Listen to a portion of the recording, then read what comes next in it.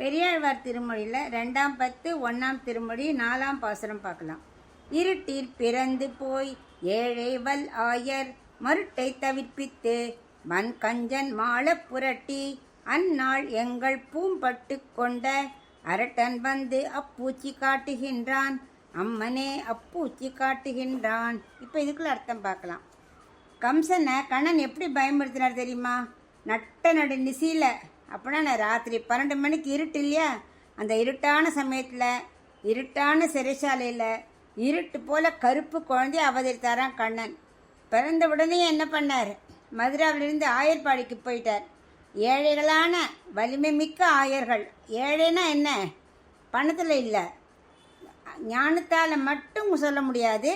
கண்ணனை பார்த்த உடனே அப்படியே பாசத்தால் அப்படியே அறிவு மயங்கி இருக்காளாம். அப்படிப்பட்ட ஏழைகளான வலிமை மிக்க அப்படின்னா ஆயர்கள் கண்ணனே புகலிடம் என்று அப்படியே அவன் திருவடியை கெட்டியாக பிடிச்சுட்டாளாம்.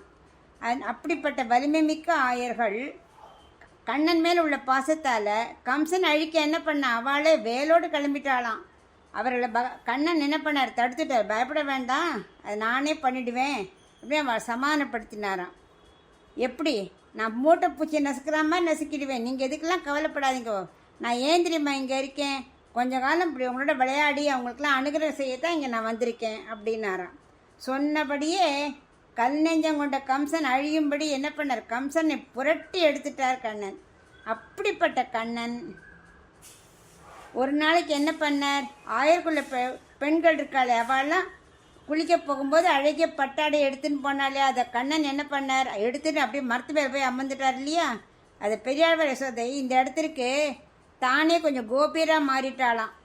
கண்ணன்ட்ட அவ்வளோ பொங்கும் பரிவு.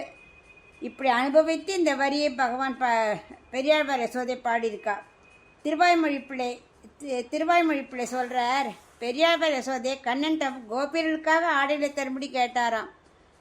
இப்படி கம்சனையும் கோபியர்களின் ஆடையை எடுத்து வசமும் செஞ்சான் இல்லையா, அதனால தான் அவருக்கு பேர் என்னது?